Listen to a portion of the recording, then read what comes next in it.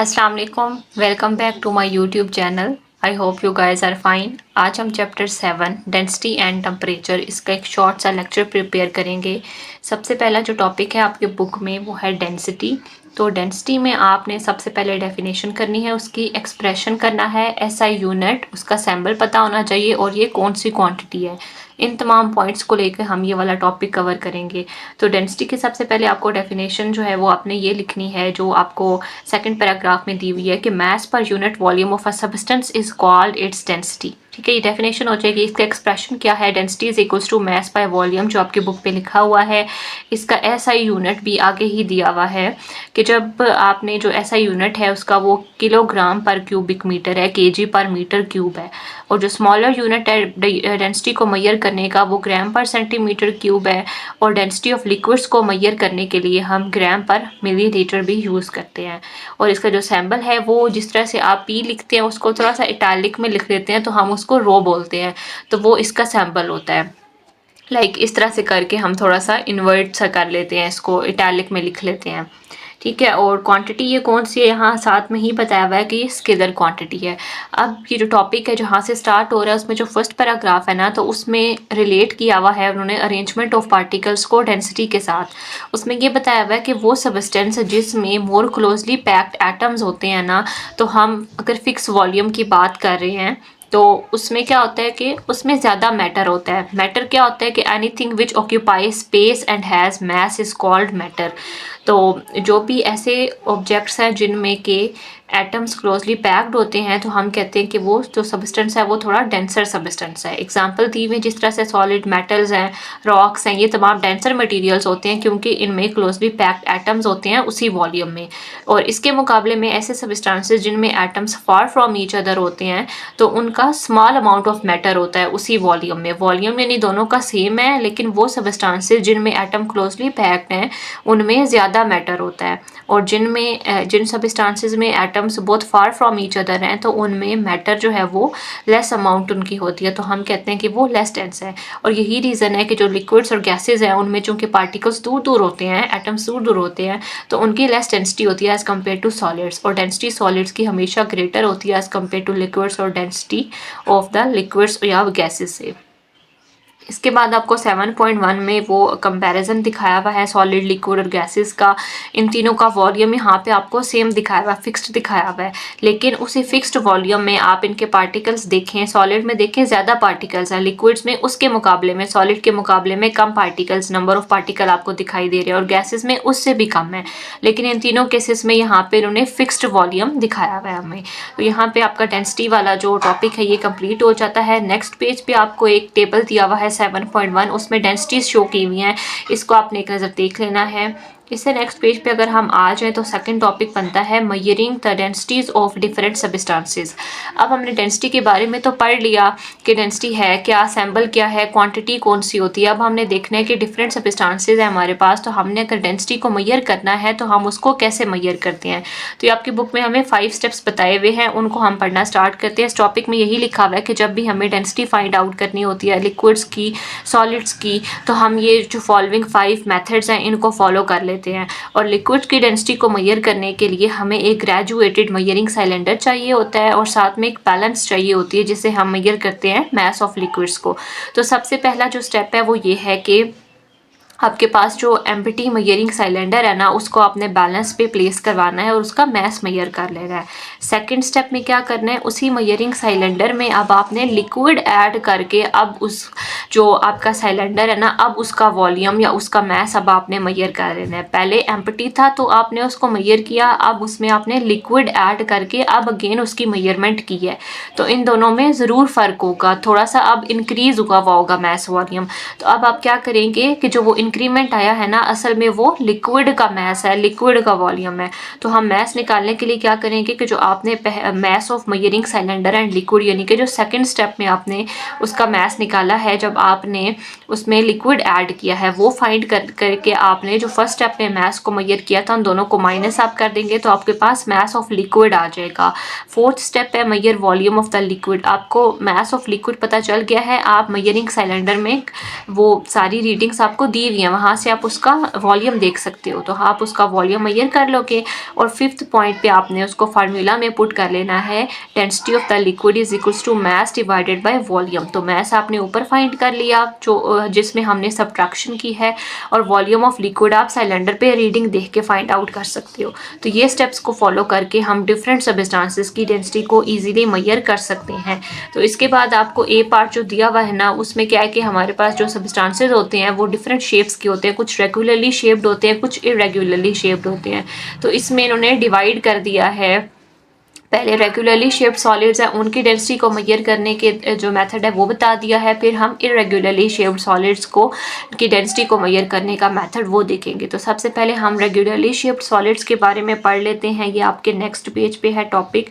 इसमें उन्होंने स्टार्ट में बताया हुआ है कि जो डेंसिटी जब हमने फाइंड करनी होती है रेगुलरली शेप्ड सॉलिड की, जैसा कि सॉलिड क्यूब्स हैं, सॉलिड क्यूबाइड्स हैं या सॉलिड का स्फीयर है, तो हम ये वाले तमाम स्टेप्स जो हैं वो फॉलो करेंगे। बहुत ही सिंपल से ये 3 स्टेप्स हैं। सबसे पहले जो आपको रेगुलरली शिफ्ट सॉलिड दिया गया है ना, आपने उसका मैस फाइंड आउट कर लेना है। मैस फाइंड करने के बाद आपने क्या करना है, उसका वॉल्यूम फाइंड कर लेना है। वॉल्यूम कैसे फाइंड करेंगे, डिफरेंट शेप्स को फाइंड करने के लिए, उनके वॉल्यूम को फाइंड करने के लिए डिफरेंट फार्मूलाज होते हैं। जिस तरह से यहाँ पे इन्होंने आपको बताया हुआ है कि अगर वो क्यूबॉइड शेप है उस सॉलिड की, तो आप लेंथ विड्थ इनटू हाइट को मल्टीप्लाई करवा देंगे। इसी तरीके से अगर क्यूब है तो आप उसकी एक साइड लेंथ जो है वो फाइंड करेंगे, उसका क्यूब ले लेंगे। और अगर वो स्फीयर शेप है तो आप 4/3 पाई आर क्यूब का फार्मूला यूज करके उसका वॉल्यूम निकाल सकते हैं। ठीक है, तो इस तरीके से हम उसका वॉल्यूम फाइंड कर लेंगे। पहले मैस फाइंड कर लिया, थर्ड स्टेप में आप क्या करेंगे, फार्मूला यूज करेंगे। फार्मूला क्या होता है, डेंसिटी का मैस डिवाइडेड बाय वॉल्यूम। तो मैस फर्स्ट स्टेप में फाइंड कर लिया, वॉल्यूम सेकंड स्टेप में फाइंड कर लिया, दोनों को डिवाइड करेंगे तो आप डेंसिटी रेगुलरली शेप्ड सॉलिड की यहाँ से फाइंड आउट कर सकते हैं।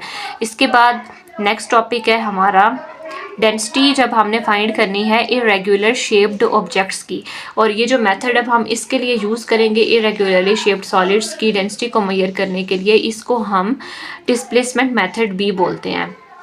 तो इसके लिए भी आपको सिंपल से स्टेप्स फॉलो करने हैं। सबसे पहले आपने क्या करना है कि जो आपको इरेगुलरली शेप्ड ऑब्जेक्ट दिया गया है, चाहे वो स्टोन है, कोई भी ऑब्जेक्ट है, तो आपने सबसे पहले उसका मैस फाइंड आउट कर लेना है। सेकेंडली आपने क्या करना है कि आपने एक मेजरिंग सिलेंडर ले लेना है, ठीक है, और उसमें आपने कुछ वाटर ऐड कर लेना है। ठीक है, अपने अंदाजे से थोड़ा सा वाटर ऐड कर लेना है। जब आप उसमें वाटर ऐड करेंगे और अब उसका वॉल्यूम जब हम मेजर करेंगे ना, तो वो क्या आ जाएगा, इनिशियल वॉल्यूम V1 के बराबर आ जाएगा, VI के बराबर, या आप उसको V1 ले लें। ठीक है, आपकी मर्जी है। थर्ड स्टेप आपने ये करना है कि आपके पास जो वो इरेगुलरली शेप्ड ऑब्जेक्ट था ना, जिसका मैस आपने फाइंड किया था, अब आपने क्या करना है कि उसको टाई करना है किसी थ्रेड के साथ, किसी स्ट्रिंग के साथ, और इसी सिलेंडर में ना उसको लटका देना है, सस्पेंड कर देना है। अब क्या होगा कि अब जो लिक्विड का वॉल्यूम था, लिक्विड का जो लेवल था सिलेंडर में, अब आपने उसमें वो स्टोन ऐड करवा दिया है, तो अब वो लेवल थोड़ा सा राइज कर जाएगा। अब आपको रीडिंग डिफरेंट मिलेगी। तो अब आप उसका वॉल्यूम देखोगे तो आप उसको फाइनल वॉल्यूम बोल दो या V2 बोल दो। तो अब 2 वॉल्यूम्स आपके पास आ गए हैं। एक इनिशियल कौन सा था, जब सिलेंडर में सिर्फ लिक्विड था, और ये फाइनल वॉल्यूम कौन सा है, जब लिक्विड है सिलेंडर में और उसमें आपने सस्पेंड कर दिया है उस इरेगुलरली शेप्ड ऑब्जेक्ट को। तो अब आपने फोर्थ स्टेप में क्या करना है, कैलकुलेट करना है चेंज जो आएगा वॉल्यूम में। ठीक है, फाइनल को इनिशियल में से माइनस करके या V2 माइनस VI करके। फिर आपने फिफ्थ स्टेप में ये करना है कि फार्मूला यूज़ करना है डेंसिटी को कैलकुलेट करने का, मैस डिवाइडेड बाय वॉल्यूम। तो मैस आपने सबसे पहले फाइंड कर लिया था, वॉल्यूम आपने चेंज इन वॉल्यूम यहाँ पे लिखना है। तो इन दोनों को आप डिवाइड कर लेंगे और आपको इजीली इसका आंसर मिल जाएगा डेंसिटी का। और यही तरीका है, इसी मेथड को हम यूज़ करके किसी भी इनसॉल्यूबल इरेगुलर शेप्ड ऑब्जेक्ट की डेंसिटी को ईजिली मेजर कर सकते हैं। और आपका जो नेक्स्ट पेज है बुक का, उसमें आपको इसकी फिगर काइंड ऑफ दिखाई हुई है, जिससे आपको थोड़ा सा आइडिया हो जाएगा। ओके, जो नेक्स्ट टॉपिक है आपकी बुक के अकॉर्डिंग वो है states of matter. States of matter में जो एक फर्स्ट पैराग्राफ दिया हुआ है, इसमें जस्ट इंट्रोडक्शन है कि हमारे पास 3 स्टेट्स हैं, सॉलिड है, लिक्विड है, गैस की। उनकी थोड़ी सी प्रॉपर्टीज़ बता दी हैं, उनके दरमियान जो गैप होता है, जो इंटरमोलेकुलर स्पेसेस होती हैं, उनके बारे में यहाँ पे बता दिया है कि बेसिकली हम जो मैटर को हमने 3 कैटेगरीज में डिवाइड किया हुआ है ना, वो इसी बेसिस पे हम करते हैं कि उनके पार्टिकल्स के दरमियान गैप्स कितने हैं। ठीक है, और जो पार्टिकल्स होते हैं मैटर के उनमें अट्रैक्टिव फोर्सेस भी होती हैं, और जो डिफरेंस है इन्हीं इंटरमोलेकुलर फोर्सेस की स्ट्रेंथ में वही रीज़न है कि कहीं पे गैप्स ज़्यादा होते हैं, कहीं पे गैप स्मॉल होते हैं। यानी कि जहाँ पे पार्टिकल्स क्लोजली पैक्ड टुगेदर होते हैं वहाँ पे इंटरमोलेकुलर फोर्सेस स्ट्रॉन्ग होती हैं, और जहाँ पे इंटरमोलेकुलर फोर्सेस वीक होती हैं वहाँ पे पार्टिकल्स हमेशा इक्वली स्पेस्ड, लाइक उनमें ज़्यादा स्पेसेस होती हैं, गैप्स ज़्यादा होते हैं। और इसके बाद फिगर 7.4 दिखाई हुई है, इनमें जो है सॉलिड, लिक्विड और गैसेस के पार्टिकल्स के बारे में थोड़ी सी प्रॉपर्टी बता दी है। अब सबसे पहले आपको सॉलिड्स के बारे में बता दिया, सॉलिड्स के 6 पॉइंट में प्रॉपर्टीज बता दिया, बहुत इंपॉर्टेंट है। सबसे पहले ये बता दिया कि सॉलिड्स जो है वो एटम्स या मॉलिक्यूल से मिलकर बने हुए होते हैं। इनके जो पार्टिकल्स हैं उनमें स्ट्रॉन्ग अट्रैक्टिव फोर्सेज होती हैं, स्ट्रॉन्ग अट्रैक्टिव फोर्सेज की वजह से ये क्लोजली पैक्ड होते हैं और इनकी फिक्स्ड एक पैटर्न होता है।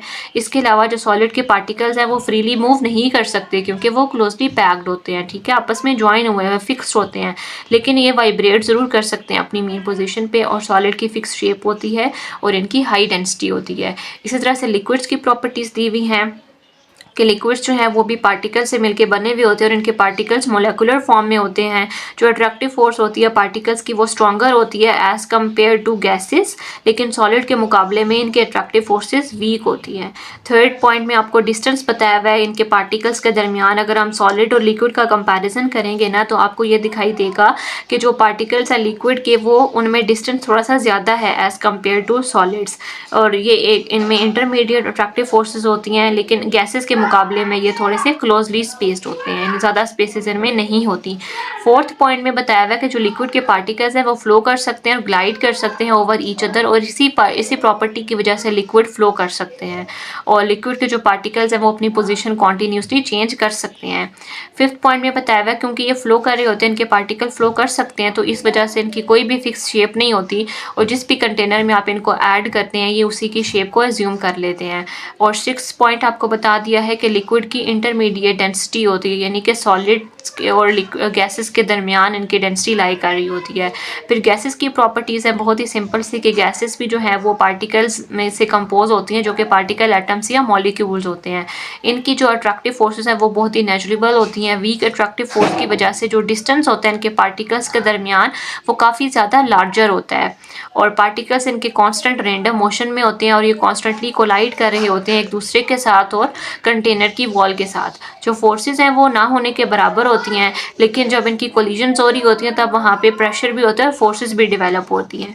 सिक्स में बताया हुआ है कि गैस की कोई भी फिक्स शेप या वॉल्यूम नहीं होता। गैस जो है आप जिस भी कंटेनर में आप इसको ऐड करवाते हो तो ये उसी में स्प्रेड हो जाती हैं और उस कंटेनर को फिल कर देती हैं, तो इनका जो वॉल्यूम होता है वो इक्वल होता है वॉल्यूम ऑफ द कंटेनर के। और गैसेस जो होती हैं वो लेस डेंस होती हैं as compare to liquids and solid. सबसे ज़्यादा डेंस सॉलिड होते हैं, फिर लिक्विड, और एंड पे गैसेस की डेंसिटी होती है। इसके बाद यहाँ पे टेबल दिया हुआ है 7.2, इसमें कुछ प्रॉपर्टीज़ बताई हुई हैं, उन्हीं के हिसाब से उनका डिफरेंस बताया हुआ है। डेंसिटी है, arrangement of particles, movement of particles, energy of particles, और एंड पे एक डायग्राम उनकी दिखाती है 2 डायमेंशनल। तो आप जब इनकी प्रॉपर्टीज़ को एक बार पढ़ लेंगे। प्लाज्मा के टॉपिक में टोटल 3 पैराग्राफ्स हैं। फर्स्ट पैराग्राफ में अगर हम देखें तो इसमें बेसिकली कंपोजिशन के बारे में बताया हुआ है, एग्जिस्टेंस के बारे में और फॉर्मेशन के बारे में बताया हुआ है। कंपोजिशन में ये बताया हुआ है कि जो प्लाज्मा है उसमें पॉजिटिव आयंस होते हैं, फ्री इलेक्ट्रॉन्स हो सकते हैं, इलेक्ट्रॉन्स हमें पता है नेगेटिव चार्जेड पार्टिकल्स होते हैं, और इनमें न्यूट्रल एटम्स भी प्रेजेंट हो सकते हैं गैसियस स्टेट में, ठीक है। एग्जिस्टेंस में ये लाइन लिखी हुई है कि प्लाज्मा जो है ना वो हाई टेम्परेचर और हाई प्रेशर पे एग्जिस्ट करता है। फॉर्मेशन में ये है कि हाई इलेक्ट्रिक और मैग्नेटिक फील्ड को यूज़ करके किसी भी सब्सटेंस को ट्रांसफॉर्म किया जा सकता है प्लाज्मा में।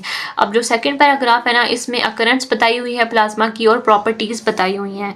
तो अकरेंस में ये लिखा हुआ है कि हमारे यूनिवर्स में लॉट ऑफ प्लाज्मा प्रेजेंट है। प्लाज्मा जो है वो सन में एग्जिस्ट करता है। स्टार्स का जो आपको ग्लो दिखाई देता है वो प्लाज्मा की वजह से होता है, और जितने ये नेबुलास होके, एरोरा बोरियालिस होके जो कि साउथ और नॉर्थ पोल्स पे आपको दिखाई देते हैं वो प्लाज्मा की वजह से होते हैं। नियॉन लाइट का ग्लो जो है वो भी प्लाज्मा की वजह से है।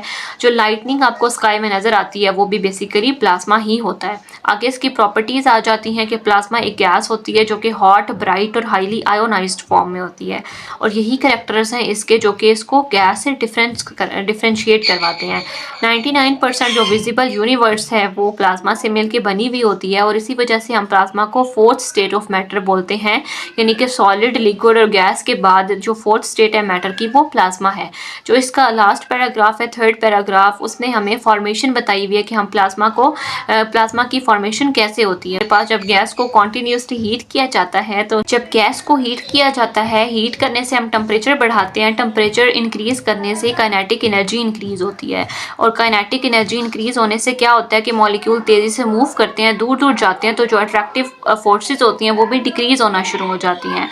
और जो मॉलिक्यूल्स और एटम्स हैं उनकी कोलिजन होती है एक दूसरे के साथ, और कोलिजन की वजह से क्या होता है कि इलेक्ट्रॉन्स नॉक आउट हो जाते हैं। ठीक है, जब वो कोलाइड करते हैं एटम्स आपस में, तो एक एटम की वजह से दूसरे एटम्स के इलेक्ट्रॉन जो है वो नॉक आउट हो सकते हैं, उसके शेल में से नॉक आउट हो सकते हैं। और फिर क्या होता है कि जब भी इलेक्ट्रॉन लॉस होते हैं किसी भी एटम में से, तो वो कैटाइन बन जाता है, यानी कि पॉजिटिव आयन बन जाता है। तो यही जो आयनिक स्टेट है मैटर की, इसी को हम प्लाज्मा बोल रहे होते हैं। और इसकी प्रॉपर्टी बताई हुई है कि हाईली कंडक्ट कर सकता है करंट को, क्योंकि इसमें फ्री इलेक्ट्रॉन्स और मूविंग आयंस इसमें प्रेजेंट होते हैं। तो ये प्लाज्मा का टॉपिक यहाँ पे कंप्लीट हो जाता है। नेक्स्ट जो टॉपिक है वो है relationship between motion of particles and temperature, के जो मोशन है ना पार्टिकल्स की, और उसका टेम्परेचर से क्या रिलेशन है वो हम इसमें स्टडी करेंगे। इसमें हम फर्स्ट पैराग्राफ की अगर बात करें तो इसको जस्ट आप रीड दे दें, इसमें एज सच कोई इंपॉर्टेंट बात नहीं है। बाकी इसमें आपने जो सेकंड पैराग्राफ है यहाँ से हम स्टार्ट करते हैं। इसमें सेकंड पैराग्राफ में आपको ये बताया हुआ है कि हम किसी भी सब्सटेंस को जब हीट करते हैं तो उस पर क्या इफेक्ट आता है, और सेकेंडली आपको डेफिनेशन बताई हुई है टेम्परेचर की। तो सबसे पहले लिखा हुआ है कि जब हम किसी भी मटेरियल को हीट करते हैं तो दो चीज़ें जो है वो आपके सामने आती हैं। पहली ये है कि जो स्ट्रेंथ है अट्रैक्टिव फोर्सेस की वो डिक्रीज होना शुरू हो जाती है, और जो बॉन्ड्स हैं पार्टिकल्स के वो ब्रेक हो सकते हैं इस के नतीजे में। और सेकेंड बात ये बताई हुई है कि हीट जब हम करते हैं तो टेम्परेचर बेसिकली इंक्रीज करवा होते हैं, तो उसकी वजह से जो पार्टिकल्स हैं उनकी स्पीड जो है वो इंक्रीज हो जाती है, और उसकी वजह से काइनेटिक एनर्जी भी पार्टिकल्स की, सब्सटेंसेस की, वो इंक्रीज हो जाती है। जो टेम्परेचर की आपको डेफिनेशन यहाँ पे बताई हुई है वो ये है कि जो टेम्परेचर है सब्सटेंस का वो मेजर होता है हॉटनेस या कोल्डनेस का, यानी कि हम टेम्परेचर के हिसाब से ये बताते हैं ना, किसी चीज़ का टेम्परेचर जब ज़्यादा है तो उसका हम ये कह रहे होते हैं कि ये ज़्यादा हॉट है ये वाली चीज़, और ये वाली चीज़ कोल्ड जब हम बोलते हैं तो मीन्स उसका टेम्परेचर कम है। ठीक है, और जो टेम्परेचर होता है वो हमेशा डायरेक्टली प्रोपोर्शनल होता है average kinetic energy of the particles के साथ। नेक्स्ट जो नीचे वाला पैराग्राफ लिखा हुआ है ना, इसमें हमें इफेक्ट बताया हुआ है कि जब हम किसी भी सब्सटेंस में हीट को ऐड करते हैं तो क्या इफेक्ट होता है, और जब रिमूव करते हैं तो क्या इफेक्ट होता है। तो इसको अगर हम पढ़ लें तो इसमें ये लिखा हुआ है कि जब हम हीट करते हैं किसी भी सब्सटेंस को रूम टेम्परेचर पे, तो जो स्पीड है काइनेटिक एनर्जी ऑफ पार्टिकल्स की वो इंक्रीज होना शुरू हो जाती है, और जो टेम्परेचर है सब्सटेंस का वो भी इंक्रीज हो जाता है। कन्वर्सली जब हम हीट को रिमूव करवा देते हैं ना किसी भी सिस्टम में से, तो क्या होता है कि काइनेटिक एनर्जी कम होना शुरू हो जाती है, और अल्टीमेटली स्पीड भी, वेलोसिटी भी पार्टिकल्स की फिर स्लो होना शुरू हो जाती है, कम होना शुरू हो जाती है। ठीक है, और ये हमारे पास थर्ड पैराग्राफ हो गया। नेक्स्ट पेज पे जब हम आते हैं तो ऊपर जो लिखा हुआ है वो इसी बारे में है कि जब हम किसी भी सब्सटेंस में से हीट एनर्जी को रिमूव करवाते रहते हैं तो पार्टिकल्स जो है वो स्लो होते रहते हैं, और उनकी काइनेटिक एनर्जी बिल्कुल जीरो होती रहती है, कम हो जाती है। और एक स्टेज ऐसी आती है कि उसमें पार्टिकल्स के पास काइनेटिक एनर्जी बिल्कुल ना होने के बराबर हो जाती है, बिल्कुल नहीं होती। और इस स्टेज में क्या होता है कि पार्टिकल्स कोलाइड नहीं कर सकते, ना ही आपस में और ना ही with the wall of the container. तो हम कहते हैं कि अब ये प्रेशर भी एक्सर्ट नहीं कर सकते। तो इस पॉइंट पे यानी कि जब हमने एनर्जी हीट इतनी कम कर दी कि अब पार्टिकल के पास काइनेटिक एनर्जी भी नहीं है और वो प्रेशर भी एक्सर्ट नहीं कर सकता, तो हम कहते हैं कि अब ये टेम्परेचर जो है ना इस सब्सटेंस का वो एब्सोल्यूट जीरो तक पहुंच चुका है। तो एब्सोल्यूट जीरो की डेफिनेशन आगे बताई हुई है कि एब्सोल्यूट जीरो जो है वो लोवेस्ट पॉसिबल टेम्परेचर है किसी भी सब्सटेंस का, और इसमें जो पार्टिकल्स होते हैं उनकी लोअर काइनेटिक एनर्जी होती है। ठीक है, और इसकी वैल्यू आगे बता दी कि वो 0 केल्विन होती है, या अगर सेल्सियस स्केल की बात करें तो वो -273.15 डिग्री की होती है। और एब्सोल्यूट जीरो पे हीट एनर्जी जो होती है ना वो कोई भी अवेलेबल नहीं होती कि पार्टिकल्स वहाँ पे मूव कर सकें। तो यहाँ पे ये टॉपिक कंप्लीट हो जाता है। इसके बाद जो टॉपिक है वो है internal energy and temperature of a substance. तो इसमें जो है डिफरेंट पैराग्राफ्स हैं, हम उनको अगर पढ़ना स्टार्ट करें तो फर्स्ट जो पैराग्राफ है ना इसमें डेफिनेशन और इंट्रोडक्शन दिया हुआ है। डेफिनेशन में ये लिखा हुआ है कि जो इंटरनल एनर्जी होती है किसी भी सब्सटेंस की वो total energy possessed by the particle of a substance होती है, यानी कि एक जो सब्सटेंस है उनमें डिफरेंट पार्टिकल हैं, हर पार्टिकल की कोई ना कोई एनर्जी होती है। तो हम जब उस तमाम एनर्जी को कैलकुलेट कर लेते हैं, सम कर लेते हैं, तो हम कहते हैं कि ये इंटरनल एनर्जी है, जो कि बेसिकली सम होती है काइनेटिक एनर्जी और पोटेंशियल एनर्जी का। आगे इसका यही इंट्रोडक्शन थोड़ा सा दिया हुआ है कि जो इंटरनल एनर्जी है वो पोटेंशियल और काइनेटिक का सम होती है। पोटेंशियल एनर्जी जो होती है वो अट्रैक्टिव फोर्सेस की वजह से होती है, और जो काइनेटिक एनर्जी होती है वो ट्रांसलेशनल भी हो सकती है, रोटेशनल और वाइब्रेशनल भी हो सकती है। अगर आइडियल गैस की बात करेंगे तो आइडियल गैस में सिर्फ ट्रांसलेशनल काइनेटिक एनर्जी होती है, और जो इंटरनल एनर्जी होती है वो काइनेटिक एनर्जी की वजह से ही होती है। और आगे जो पैराग्राफ है उसमें हमें इफेक्ट बताया हुआ है टेम्परेचर का इंटरनल एनर्जी में। तो उसमें लिखा हुआ है कि हम पहले ये पढ़ चुके हैं कि जो टेम्परेचर होता है वो डायरेक्टली प्रोपोर्शनल होता है average kinetic energy of particle of a substance के साथ। जब भी हम हीट करते हैं सबस्टेंस को तो इससे क्या होता है कि हीट करने से, टेम्परेचर बढ़ाने से काइनेटिक एनर्जी बढ़ती है। काइनेटिक एनर्जी का फार्मूला क्या होता है, 1/2 mv², यानी कि काइनेटिक एनर्जी का वेलोसिटी से भी डायरेक्ट रिलेशन है। तो हमने जब टेम्परेचर बढ़ाया तो उससे काइनेटिक एनर्जी इंक्रीज होगी, काइनेटिक एनर्जी इंक्रीज होने से स्पीड भी इंक्रीज होती है। और फिर हम ये कहते हैं कि जब स्पीड इंक्रीज हुई, काइनेटिक एनर्जी इंक्रीज हुई, तो काइनेटिक एनर्जी भी इंटरनल एनर्जी में ही आती है ना। तो काइनेटिक एनर्जी जब इंक्रीज हुई तो हम कह सकते हैं कि टेम्परेचर के इंक्रीज होने से इंटरनल एनर्जी भी इंक्रीज हुई है। तो इस पैराग्राफ में हमें यही बताया हुआ है। अब नेक्स्ट पेज पे जब आप आते हैं तो ऊपर जो पैराग्राफ लिखा हुआ है उसमें हम बताया हुआ है कि हमें अगर चेंज इन इंटरनल एनर्जी के बारे में इंफॉर्मेशन बताई है तो हम उससे सबस्टेंस के बारे में क्या इंफॉर्मेशन जो है वो हमें कन्वे हो रही होती है। तो कह रहे हैं कि जब भी चेंज इन इंटरनल एनर्जी आती है तो वो हमें important information about the substance बता रही होती है। मिसाल के तौर पे जो इंक्रीज है इंटरनल एनर्जी में वो इंडिकेट ये करता है कि टेम्परेचर ऑफ द सबस्टेंस में कोई ना कोई इंक्रीज आया है, क्योंकि जब टेम्परेचर में इंक्रीज आता है तो उससे काइनेटिक एनर्जी इंक्रीज होती है, और काइनेटिक एनर्जी इंक्रीज होने से इंटरनल एनर्जी में चेंज आता है। तो हमें यही पता चल रहा होता है कि जो रिजल्ट है energy given to the particle by adding heat और बाय सम अदर मेथड, इसका यही मतलब है कि इस सबस्टेंस में, इस सिस्टम में एनर्जी को ऐड करवाया गया है हीट के जरिए से या किसी और मेथड से। तो यहाँ पे ये टॉपिक भी कंप्लीट हो जाता है। इसके बाद जो आपका नेक्स्ट टॉपिक है अकॉर्डिंग टू बुक वो है variation in the physical properties as are tool for measuring temperature of a substance, यानी कि जो फिजिकल प्रॉपर्टीज में वेरिएशन आती है ना, किसी भी सबस्टेंस की जो फिजिकल प्रॉपर्टीज हैं वो जब चेंज हो रही होती हैं तो हम उस चेंज को एक टूल के तौर पे यूज़ कर सकते हैं कि जब हम उस टूल के ज़रिए से टेम्परेचर मेजर कर सकते हैं। टेम्परेचर में जो चेंज आ रहा है या फिजिकल प्रॉपर्टीज़ में जो चेंज आ रहा है उसको हम आपस में रिलेट कर सकते हैं। जो फर्स्ट पैराग्राफ है इसमें ऐसा कुछ भी नहीं है, इसको जस्ट रीड देते हैं। इसमें इंपॉर्टेंट चीज़ थर्मोमेट्रिक प्रॉपर्टी की है, उसकी डेफिनेशन पढ़ लेते हैं। The physical properties on the basis of which a thermometer work is called thermometric property। कह रहे हैं कि हमारे पास क्या होता है कि वेरिएशन आती है फिजिकल प्रॉपर्टीज़ में, और उसकी वजह से हम उसकी मदद से हम टेम्परेचर ऑफ अ बॉडी को मेजर कर सकते हैं। तो ये तमाम फिजिकल प्रॉपर्टीज़ जो कि चेंज होती हैं टेम्परेचर के साथ, तो हम इनको कहते हैं ये थर्मोमेट्रिक प्रॉपर्टी है। ठीक है, तो वो डिफरेंट हमें नीचे बताई हुई हैं। सबसे पहली जो है वो expansion of liquids, then variation of volume and pressure, constant variation in colour of crystals है, और रेजिस्टेंस थर्मोमीटर्स हैं फिर साथ में, और बायोमेटालिक स्ट्रिप थर्मोमीटर्स हैं। इन सब में डिफरेंट जो है फिजिकल प्रॉपर्टीज़ की वेरिएशन हम स्टडी करेंगे।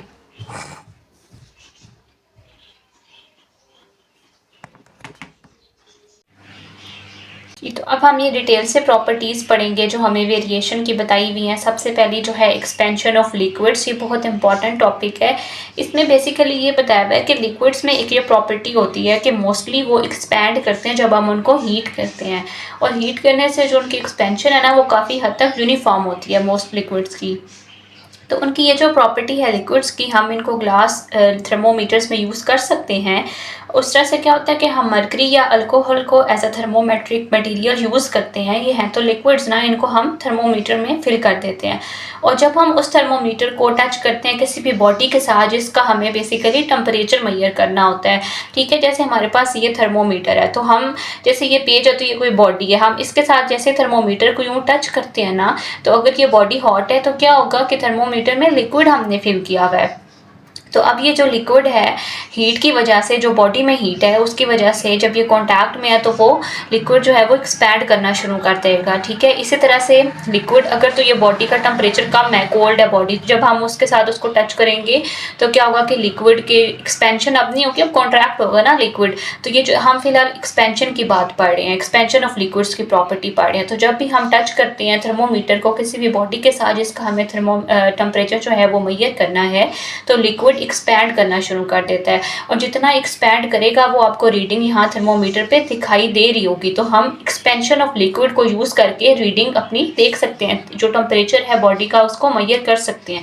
तो इस वजह से हम एक्सपेंशन ऑफ लिक्विड की जो प्रॉपर्टी है ना, इसको थर्मोमीटर में यूज़ कर सकते हैं, ठीक है। सेकेंड जो हमारे पास प्रॉपर्टी है बी, वो है variation of volume and pressure. अब इसमें अभी हमने जो एक्सपेंशन ऑफ लिक्विड पढ़ा उसमें हमने लिक्विड की प्रॉपर्टी पढ़ी। अब जो वॉल्यूम एंड प्रेशर वाला केस है ना, इसमें हमने बेसिकली गैस को पढ़ना है। इसमें लिखा हुआ है कि जब गैस को हीट किया जाता है ना, तो गैस का जो वॉल्यूम है और साथ उसका जो प्रेशर है वो दोनों चीज़ें चेंज होती हैं, ठीक है। वो जो आपने लॉ पढ़ा हुआ है बॉयल्स लॉ, जिसमें हमने ये प्रेशर और जो वॉल्यूम है उसका इन्वर्स रिलेशन देखा था, ठीक है। तो अब ये जो वॉल्यूम और प्रेशर में चेंजेस आएंगी ना गैस थर्मोमीटर्स में, तो हम इन चेंजेस के ज़रिए से बॉडी का टेम्परेचर मेजर कर सकते हैं। ये देख सकते हैं कि प्रेशर में कितने चेंजेस आए हैं या वॉल्यूम में कितने चेंजेस आए हैं, कितनी डिग्री का चेंज आया है, तो उस हिसाब से फिर हम टेम्परेचर मेजर कर सकते हैं। अब बुक में देखें तो लिखा हुआ है कि 2 टाइप्स ऑफ गैस थर्मोमीटर्स होते हैं, यानी कि इनमें हम क्या करेंगे, गैस को यूज़ करेंगे। जिस तरह से हम एक्सपेंशन ऑफ लिक्विड वाले में हम लिक्विड यूज़ कर रहे थे ना, मर्करी यूज़ कर रहे हैं, अल्कोहल यूज़ कर रहे हैं, अब यहाँ पे हम गैस वाले जो है वो थर्मोमीटर्स यूज़ करेंगे जिसमें बेसिकली हमने गैस फिल की हुई होती है। तो अब फर्स्ट पैराग्राफ में हमें जो है ना ये बताया हुआ है कि इफेक्ट क्या आ रहा होता है। अब आगे हमें 2 टाइप्स बता दी हैं, एक है कांस्टेंट प्रेशर गैस थर्मोमीटर और दूसरे हैं कांस्टेंट वॉल्यूम गैस थर्मोमीटर। और अब आपकी बुक में सबसे पहले जो है वो कांस्टेंट वॉल्यूम गैस थर्मोमीटर के बारे में बताया हुआ है। अब हम इसको पढ़ लेते हैं। इसमें यह लिखा हुआ है, इसका प्रिंसिपल ऑफ वर्किंग बेसिकली ये सारा बताया हुआ है कि जो कांस्टेंट वॉल्यूम गैस थर्मोमीटर्स होती हैं ना, कि इस प्रिंसिपल पे बेस करते हैं कि आपने याद रखना है कि जो pressure of a gas is directly proportional to the temperature while volume of the gas is kept constant. देखिए इसका नाम ही क्या है, कांस्टेंट वॉल्यूम गैस थर्मोमीटर। तो इनमें क्या होगा, वॉल्यूम जो है गैस का हमेशा कांस्टेंट रहेगा। चेंज किस चीज़ ने होना है, वेरिएशन किस में आनी है, प्रेशर में आनी है। और प्रेशर में वेरिएशन कैसे आनी है, टेम्परेचर के साथ। और ये हमें क्या बता रहे हैं कि प्रेशर जो है वो डायरेक्टली प्रोपोर्शनल है टेम्परेचर के साथ, यानी कि टेम्परेचर में जब इंक्रीज आएगा ना तो प्रेशर भी इंक्रीज हो जाएगा, टेम्परेचर कम होगा तो प्रेशर भी डिक्रीज हो जाएगा। तो हमारे पास बेसिकली ये थर्मोमीटर है, ठीक है, ये कांस्टेंट वॉल्यूम गैस थर्मोमीटर है, इसमें गैस फिल हुई हुई है। तो अब ये जो पेज है, ये बॉडी है जिसका आपने टेम्परेचर मेजर करना है। हम जब इसको इस कॉन्टैक्ट के साथ लेकर आएंगे इसको, तो क्या होगा कि अगर इस पेज का ये बॉडी जो है इसका टेम्परेचर ज़्यादा है, तो हमने इसके साथ जब कॉन्टैक्ट किया ना तो टेम्परेचर ज़्यादा होने से क्या होगा, गैस का प्रेशर बढ़ना शुरू हो जाएगा, ठीक है। जब गैस का प्रेशर बढ़ता है तो उसकी वजह से अब जो भी इफेक्ट आएगा हम वो जो टेम्परेचर है उसको मेजर कर सकते हैं। अभी आगे लिखा हुआ है कि उनकी कोलिजन होगी आपस में और इसकी वजह से हम फिर टेम्परेचर मेजर कर सकते हैं। इसी तरीके से अगर इसका टेम्परेचर कम है तो अब हमने इसके साथ कॉन्टैक्ट किया है तो क्या होगा कि टेम्परेचर कम है तो अब गैस का जो प्रेशर है वो भी कम हो जाएगा। तो हम इस तरीके से जो वेरिएशन आ रही है प्रेशर में उसके ज़रिए से टेम्परेचर मेजर कर सकते हैं। और इस दौरान वॉल्यूम जो है वो कांस्टेंट रहेगा, इसी वजह से हम इसको कांस्टेंट वॉल्यूम गैस थर्मोमीटर बोलते हैं। आगे ये लिखा हुआ है कि when the temperature of the thermometer bulb increases, यानी कि थर्मोमीटर के बल्ब का टेम्परेचर जब इंक्रीज होगा, क्योंकि हमने उसको जिस बॉडी के साथ कॉन्टैक्ट करवाया है उस बॉडी का टेम्परेचर ज़्यादा है, तो जो काइनेटिक एनर्जी है ना गैस पार्टिकल्स की वो इंक्रीज हो जाएगी। और जब उनकी काइनेटिक एनर्जी इंक्रीज हो जाएगी, उनकी कोलिजन इंक्रीज हो जाएगी, वो ज़्यादा विगरसली कंटेनर की वॉल के साथ कोलिजन करना शुरू हो जाएंगे और इस वजह से उनका प्रेशर बढ़ जाएगा। तो ये जो वेरिएशन आ रही है प्रेशर में, इसको हम यूज़ करके टेम्परेचर को मेजर कर सकते हैं। अब जो दूसरी टाइप है थर्मोमीटर्स की वो है कांस्टेंट प्रेशर गैस थर्मोमीटर, यानी कि इसमें क्या होगा कि जो प्रेशर है ना वो कांस्टेंट रहेगा। और ये किस प्रिंसिपल पे बेस करेगा, अब जो एक चीज़ तो जो कांस्टेंट रह रही है उसको यूज़ करके तो हम वेरिएशन को प्रिडिक्ट नहीं कर सकते ना। तो अब यहाँ पे जैसे कि कांस्टेंट प्रेशर हम गैस वाला थर्मोमीटर पढ़े हैं, तो अब इसमें हमने देखना है कि वेरिएशन किस चीज़ में आएगी। तो इसमें बता रहे हैं कि ये इस प्रिंसिपल पे काम करेगा कि volume of a gas is inversely proportional to the temperature. ठीक है, जो हमें चार्ल्स लॉ में हमने पढ़ा हुआ है कि जो वॉल्यूम होता है वो टेम्परेचर के इनवर्सली प्रोपोर्शनल होता है। ठीक है, तो टेम्परेचर यानी कि जिस बॉडी का ज़्यादा होगा तो गैस का वॉल्यूम आपको कम दिखाई देगा। वॉल्यूम कम होने का मतलब है कि रीडिंग आपको रीडिंग से वॉल्यूम का पता चल रहा है ना। तो इस तरह से हम जो है वो थर्मोमीटर को यूज़ करके टेम्परेचर को मेजर कर सकते हैं। और आगे ये लिखा हुआ है कि जो गैस का बल्ब है वो एक्सपैंड होता है जब, तो उसकी एक्सपेंशन की वजह से एक पिस्टन जो है वो प्रेस होता है और उसकी वजह से फिर वॉल्यूम में चेंजेस आते हैं, और वो जो चेंजेस आते हैं उसी को यूज़ करके हम टेम्परेचर को मेजर कर सकते हैं। ये दोनों बहुत इंपॉर्टेंट है, इनमें आपने अच्छे से याद रखना है कि कांस्टेंट वॉल्यूम गैस जो थर्मोमीटर है उसका प्रिंसिपल क्या है वर्किंग का, और जो कांस्टेंट प्रेशर गैस थर्मोमीटर है उसका प्रिंसिपल क्या है। इसके बाद अगर हम आगे चलें तो जो सी वाला पार्ट है variation in colour of crystals, यानी कि जो कलर है ना क्रिस्टल्स का वो जब चेंज होता है तो इस चेंजिंग प्रॉपर्टी को यूज़ करके हम थर्मोमीटर्स में ये प्रॉपर्टी यूटिलाइज करके हम टेम्परेचर को मेजर कर सकते हैं। किस तरीके से उन्होंने बताया है कि जो लिक्विड क्रिस्टल्स हैं ये ऐसे मटीरियल्स हैं जो कि चेंज इन टेम्परेचर के साथ साथ अपना कलर चेंज करते रहते हैं, और जो लिक्विड क्रिस्टल्स हैं इनको हम एक प्लास्टिक स्ट्रिप में पैक करते हैं। लिक्विड क्रिस्टल सब्सटेंसेस हैं जो कि अपना कलर चेंज करते हैं चेंज इन टेम्परेचर के साथ। इन थर्मोमीटर्स में क्या होता है कि एक लिक्विड क्रिस्टल मटेरियल हम लेते हैं, उसको सील करवाते हैं प्लास्टिक स्ट्रिप या पैच में, ठीक है, और हम उस बॉडी के साथ इसको टच करवाते हैं जिस बॉडी का हमने टेम्परेचर मेजर करना है। जब बॉडी का जो टेम्परेचर है ना उसके हिसाब से जो लिक्विड का क्रिस्टल है ना, लिक्विड क्रिस्टल है उसका कलर चेंज होना शुरू हो जाएगा।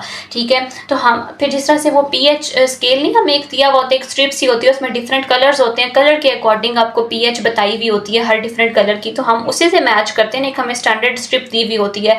सेम लिक्विड क्रिस्टल्स का भी यही हिसाब है। ये मिसाल के तौर पर हमारे पास थर्मोमीटर है जिसमें हमने लिक्विड क्रिस्टल फिल किया हुआ है, और जो पीएच ये बॉडी है जिसके साथ हमने जिसका टेम्परेचर मेजर करना है। तो जब मैं क्रिस्टल को इसके कॉन्टैक्ट में लेके आऊंगी ना तो इसका कलर चेंज होना शुरू हो जाएगा।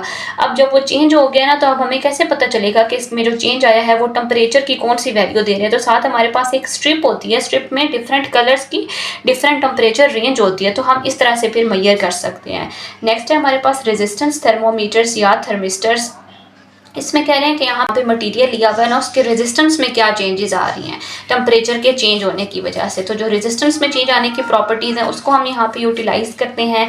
नेक्स्ट जो आपको दिया हुआ है वो है जी बायोमेटालिक स्ट्रिप थर्मोमीटर। इसकी जस्ट आपको प्रिंसिपल ऑफ वर्किंग बताई हुई है कि ये जो बायोमेटालिक स्ट्रिप थर्मोमीटर्स होते हैं ये मेजर करते हैं टेम्परेचर को जब जब वेरिएशन आती है वॉल्यूम एक्सपेंशन ऑफ थर्मोकपल में, यानी कि यहाँ पे मेजर किया जाएगा टेम्परेचर कि ईएमएफ में क्या चेंजेस आती हैं टेम्परेचर के चेंज होने से। टेम्परेचर चेंज होगा तो ईएमएफ में चेंजेस आएंगी, उन ईएमएफ के चेंजेस को देखकर फिर टेम्परेचर में जितनी चेंजेस आई हैं हम वो मेजर कर सका करेंगे। ठीक हो गया। नेक्स्ट टॉपिक है fixed points in calibration of thermometer. इसमें सबसे पहले आपको जो है प्रॉपर्टीज़ बताई हुई हैं, फिक्स्ड पॉइंट्स की डेफिनेशन बताई हुई है। लोअर रेफरेंस पॉइंट क्या होता है, अपर रेफरेंस पॉइंट क्या होता है, नंबर ऑफ डिविजन्स जो थर्मोमीटर्स में होती हैं वो कैसे डिवाइड की गई होती हैं, कैसे उसको कैलिब्रेट हम करते हैं।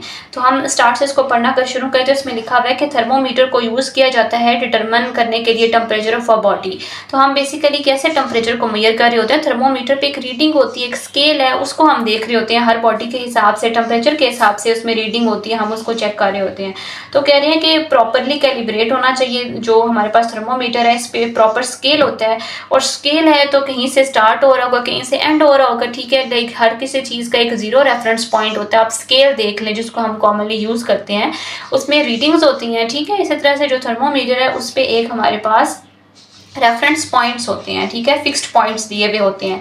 ठीक है, और ये जो फिक्स्ड पॉइंट्स होते हैं इनकी दो प्रॉपर्टीज़ हैं वो ज़रूरी होनी चाहिए कि ये तो रिप्रोड्यूसेबल हों और एक्सेसिबल हों। और जो फिक्स्ड पॉइंट्स हैं ना इनको हम रेफरेंस पॉइंट्स भी बोलते हैं। एक लोअर रेफरेंस पॉइंट होता है, एक अपर रेफरेंस पॉइंट होता है, और जो गैप होता है इन दो पॉइंट्स के दरमियान उसको हमने इक्वल डिवीजन में डिवाइड किया हुआ होता है। तो हम इस तरीके से एक्यूरेटली टेम्परेचर मेजर कर सकते हैं। और अगर ये फिक्स्ड पॉइंट्स सही से डिसाइड नहीं होंगे, फिक्स्ड नहीं होंगे, तो हम एक्यूरेटली रीडिंग नहीं ले सकते। नीचे फिक्स पॉइंट की डेफिनेशन दे दी है कि फिक्स्ड पॉइंट एक स्टैंडर्ड डिग्री होती है हॉटनेस या कोल्डनेस की। ठीक है, हमारे पास टेम्परेचर के स्केल 3 होते हैं, सेल्सियस स्केल होता है, फ़ारेनहाइट होता है और केल्विन स्केल होता है। इसके बाद आपका जो बुक का नेक्स्ट पेज है ना, उसमें ऊपर लोअर रेफरेंस पॉइंट के बारे में बताया हुआ है कि जो लोअर रेफरेंस पॉइंट होता है ना, वो एक स्टैंडर्ड डिग्री ऑफ कोल्डनेस हम इसको बोल रहे होते हैं। तो जो मेल्टिंग पॉइंट होता है आइस का, उसको हम लोअर रेफरेंस पॉइंट लेते होते हैं, जो कि 0 डिग्री सी होता है सेल्सियस स्केल पे। फ़ारेनहाइट की बात करें तो 32 डिग्री फ़ारेनहाइट होता है, या केल्विन स्केल की बात करें तो 273 केल्विन होता है। ये तीनों स्केल्स पे इन्होंने आपको लोअर रेफरेंस पॉइंट्स बता दिए हैं। जो अपर रेफरेंस पॉइंट होता है वो स्टैंडर्ड डिग्री ऑफ हॉटनेस होता है। तो जो बॉइलिंग पॉइंट है वाटर का, उसको हमने रेफरेंस के तौर पे दिया हुआ है अपर रेफरेंस पॉइंट, जो कि 100 डिग्री सी सेल्सियस के लिए होगा। और आगे इनकी जो है फ़ारेनहाइट और केल्विन की भी वैल्यूज़ बताई हुई हैं। एंड पे नंबर ऑफ डिविजन्स के बारे में बताया हुआ है कि नंबर ऑफ डिविजन्स जो होती हैं ना टेम्परेचर स्केल पे, उनको हम कैलकुलेट कैसे करते हैं कि जो अपर रेफरेंस पॉइंट है, जो लोअर रेफरेंस पॉइंट है, उनके दरमियान हम डिफरेंस निकाल लेते हैं।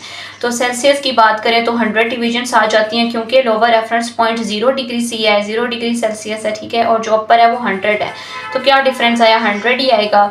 ठीक हो गया। इस तरह से आपको केल्विन स्केल्स और 180 डिविजन जो है फ़ारेनहाइट की भी बताई हुई हैं। इनको अच्छे से याद रख लेना, एमसीक्यू के परस्पेक्टिव से भी आ सकती हैं। नेक्स्ट जो टॉपिक है वो है sensitivity, range and linearity of the thermometers.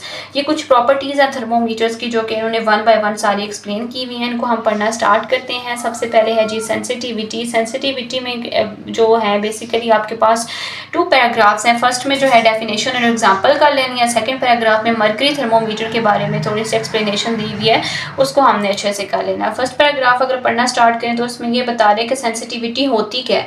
कह रहे हैं कि थर्मोमीटर की ये वो एबिलिटी है जिसकी वजह से टेम्परेचर के स्मॉल चेंजेस भी जब आते हैं ना, और थर्मोमीटर अगर उसको भी डिटेक्ट कर लेता है, तो हम कहते हैं ये थर्मोमीटर की सेंसिटिविटी है। ठीक है। और जो थर्मोमीटर थोड़े से भी चेंज इन टेम्परेचर को इजीली सेंस कर लेता है, मेजर कर लेता है, तो हम कहते हैं इसकी सेंसिटिविटी ज़्यादा है, अच्छी है ये सेंसिटिविटी इसकी। एग्जाम्पल दी हुई है कि कोई भी थर्मोमीटर है, उसकी सेंसिटिविटी अगर 0.1 डिग्री सी है ना, तो हम इसको एक्सप्लेन इस तरह से करेंगे कि टेम्परेचर में थोड़ा सा भी चेंज आ रहा है, 0.1 डिग्री सी का चेंज भी आता है, तो ये इसको इजीली डिटेक्ट कर लेता है। लेकिन ऐसा थर्मोमीटर जिसकी सेंसिटिविटी 1 डिग्री सी है, तो वो वही टेम्परेचर चेंजेस को डिटेक्ट कर सकता है कि जिसमें चेंजेस 1 डिग्री सी के आते हैं। उससे कम चेंजेस अगर आएंगे, जैसे 0.1 है, 0.2 है, उनको ये सेंस नहीं कर पाएगा। तो सेंसिटिविटी बेसिकली जिस तरह से हम लीस्ट काउंट बोलते हैं मेजरिंग इंस्ट्रूमेंट का, तो सेंसिटिविटी वही चीज़ है। जिस तरह से मेजरिंग इंस्ट्रूमेंट के लिए लीस्ट काउंट की जो हैसियत होती है, जो इंपॉर्टेंस होती है, वही यहाँ पे थर्मोमीटर्स की लिनियरिटी सेंसिटिविटी की है। ठीक है। और सेकंड पैराग्राफ में मर्करी थर्मोमीटर के बारे में बताया हुआ कि वो एक सेंसिटिव थर्मोमीटर होता है। और आगे इसका तरीका बता दिया कि जब आपने सेंसिटिविटी किसी थर्मोमीटर की इलस्ट्रेट करना चाहते हैं, तो हम क्या करते हैं कि एक ग्लास ऑफ वाटर है, उसको रूम टेम्परेचर पे रखना है। ठीक है। और हम उसको जो थर्मोमीटर है उसको हमने सेट होने देना है रूम टेम्परेचर पे, उसकी रीडिंग आ जाए। फिर हमने कुछ हॉट वाटर जो है उसी ग्लास में ऐड करना है। तो फिर आप ये देखें कि मर्करी वाला अगर हम लिक्विड थर्मोमीटर यूज़ कर रहे हैं, तो उसमें कितनी क्विकली, कितनी जल्दी से जो है वो राइज कर रहा है मर्करी थर्मोमीटर में। तो फिर जितना जल्दी वो राइज करेगा, जितना जल्दी हमें वो टेम्परेचर का चेंज बताएगा, तो हम तब बता सकते हैं उसकी सेंसिटिविटी अच्छी है, ज़्यादा है, कम है, नहीं सही। ठीक है। इसके बाद है रेंज। रेंज में डेफिनेशन करनी एग्जांपल है, और डिजिटल थर्मोमीटर की थोड़ी सी एक्सप्लेनेशन दी हुई है। रेंज क्या है? Range of the temperatures that it can measure. कि एक थर्मोमीटर की रेंज का ये मतलब है कि वो कितने टेम्परेचर की रेंजेस जो है वो मेजर कर सकता है। ठीक है। तो ये उस पर रीडिंग जो आपको स्केल नज़र आ रहा है, जितनी उसकी रीडिंग है, जितना जितना उसका स्केल है, वहीं तक वो मेजर कर सकता है। ठीक है। और इसमें बताया हुआ है कि ये एग्जाम्पल दी हुए जो क्लिनिकल मर्करी थर्मोमीटर्स होते हैं, वो टेम्परेचर 35 से 42 डिग्री सी सेल्सियस स्केल तक मेजर कर सकते हैं। और उनके फ़ारेनहाइट पे जो रेंज होती है वो 94 से 108 तक होती है, यानी कि 94 से कम और 108 से ज़्यादा फ़ारेनहाइट पे वो मेजर नहीं कर सकेगा। आगे डिजिटल थर्मोमीटर्स के बारे में बताया हुआ है कि इनमें वाइड रेंज होती है और ये टेम्परेचर्स को मेजर कर सकते हैं, काफ़ी कोल्ड और हॉट को भी। और इनको हम यूज़ करते हैं, एग्जाम्पल एक दी हुई है कि जो डिजिटल थर्मोमीटर है उसको आप किसी भी ग्लास में अगर रखें जिसमें आइस है, तो वो आपको एक एक्यूरेट जो है उसका टेम्परेचर दिखाएगा, जो कि 0 डिग्री सी होता है। इसी तरह से अगर हम उसका बॉइलिंग पॉइंट देखना चाहते हैं वाटर का, कि वो हमें एग्जैक्ट बताता है कि नहीं, तो हम उसकी इस तरह से रेंज भी देख सकते हैं। नेक्स्ट जो उसकी प्रॉपर्टी है वो लीनियरिटी है। ठीक है। लीनियरिटी में आपने डेफिनेशन करनी है, एग्जाम्पल करनी है, और साथ में बायोमेटालिक थर्मोमीटर की थोड़ी सी डिस्क्रिप्शन दी हुई है। अच्छा, इसमें लिखा हुआ है डेफिनेशन के लीनियरिटी हमें बताती है कि थर्मोमीटर में ना, थर्मोमीटर जो है वो कितना इक्वली और यूनिफॉर्मली रीडिंग शो करता है टेम्परेचर के चेंज होने से।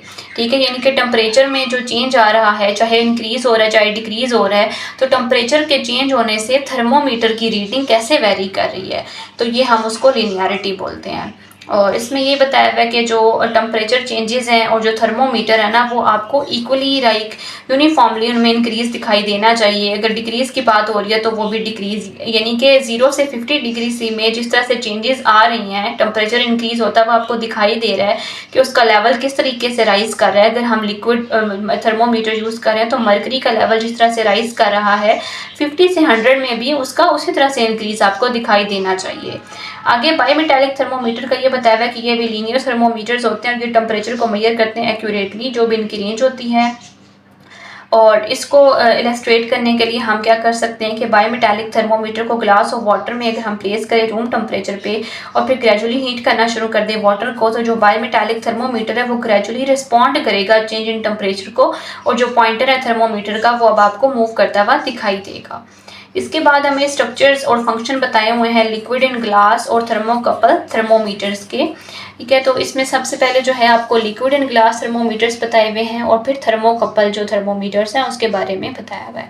तो लिक्विड इन ग्लास थर्मोमीटर सबसे पहले पढ़ते हैं। इसमें आपको कंस्ट्रक्शन बताई हुई है, प्रिंसिपल ऑफ वर्किंग इसकी बताई हुई है, कैलिब्रेशन इसकी कैसे हुई हुई है, स्केल की ये करनी है, और एंड पे इसके यूजेस बताए हुए हैं। कंस्ट्रक्शन पढ़ लेते हैं। इसमें कह रहे हैं कि जो थर्मोमीटर है इसमें एक लॉन्ग थिन ग्लास ट्यूब होती है, बल्ब होता है इनके एंड पे। बल्ब में जो है वो अल्कोहल या लिक्विड होती है, और लिक्विड जो है वो एक्सपैंड करता है जब वार्म इसको मिलती है, या कॉन्ट्रैक्ट करना शुरू हो जाता है जब इसको in touch with cold temperature होता है।